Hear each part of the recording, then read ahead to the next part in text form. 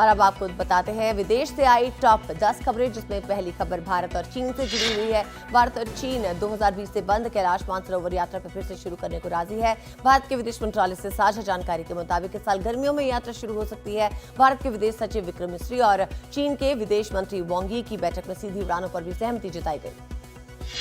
विदेश मंत्री एस जयशंकर संयुक्त अरब अमीरात के 3 दिवसीय दौरे पर हैं। कार्यक्रम में लोगों को संबोधित करते हुए एस जयशंकर ने कहा कि दुनिया बदलती वैश्विक व्यवस्था के साथ एक जटिल और अस्थिर चरण से गुजर रही है। ऐसे में अंतर्राष्ट्रीय मंच पर भारत और यूएई के बीच सहयोग और गहरा होगा। इंटरनेशनल स्पेस सेंटर में मौजूद नासा के एस्ट्रोनॉट डॉन पेटिट ने अपने सोशल मीडिया एक्स पर अंतरिक्ष से ली गई महाकुंभ मेले की तस्वीर को साझा करते हुए लिखा कि 2025 में हो रहे महाकुंभ मेले का गंगा नदी पर रात का दृश्य अंतरिक्ष से दुनिया का सबसे बड़ा मानव समागम रोशनी से चमका रहा है।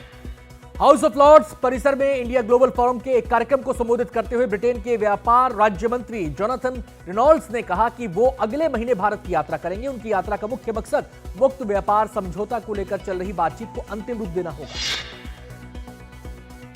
चीन के विदेश मंत्रालय ने अमेरिका CIA की रिपोर्ट को गलत बताया। CIA ने वायरस फैलाने के लिए चीन को जिम्मेदार ठहराया है। चीन के विदेश मंत्रालय के प्रवक्ता माओ निंग ने कहा, वुहान शहर में प्रयोगशालाओं के दौरे के बाद चीन WHO संयुक्त विशेषज्ञ ने एक आधिकारिक और वैज्ञानिक निष्कर्ष निकाला, जिसमें साक्ष्य अपर्याप्त मिले।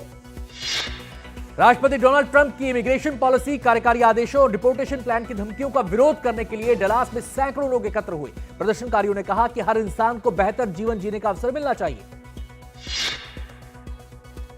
अमेरिका में ट्रंप के राष्ट्रपति बनने के बाद से अवैध प्रवासियों के खिलाफ कार्रवाई जारी है। इस सिलसिले में इमिग्रेशन और कस्टम्स एनफोर्समेंट विभाग ने 1200 लोगों को गिरफ्तार भी कर लिया है।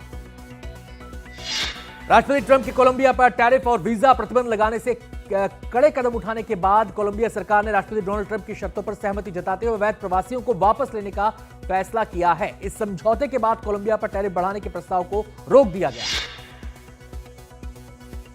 अमेरिका के मेन राज्य में तटीय क्षेत्र में निकट भूकंप के झटके महसूस किए गए। भूकंप की तीव्रता 3.8 मापी गई। अमेरिकी भूभर्गीय सर्वे ने बताया कि भूकंप सोमवार सुबह करीब 10:22 पर आया। इसका केंद्र दक्षिणी मेन में यॉर्क हार्बर से करीब 10 किलोमीटर दक्षिण पूर्व में था। बाढ़ के लिए रेड अलर्ट के कारण ब्रिटेन में सतर्कता बढ़ा दी गई है। तूफान हरमीनिया के कारण हर क्षेत्र बाढ़ से जूझ रहा है। प्रभावित समुदायों की सहायता के लिए आपातकालीन सेवाएं हाई अलर्ट पर हैं। निवासियों से आग्रह किया गया है कि वो घर के अंदर रहें और अनावश्यक यात्रा से बचें।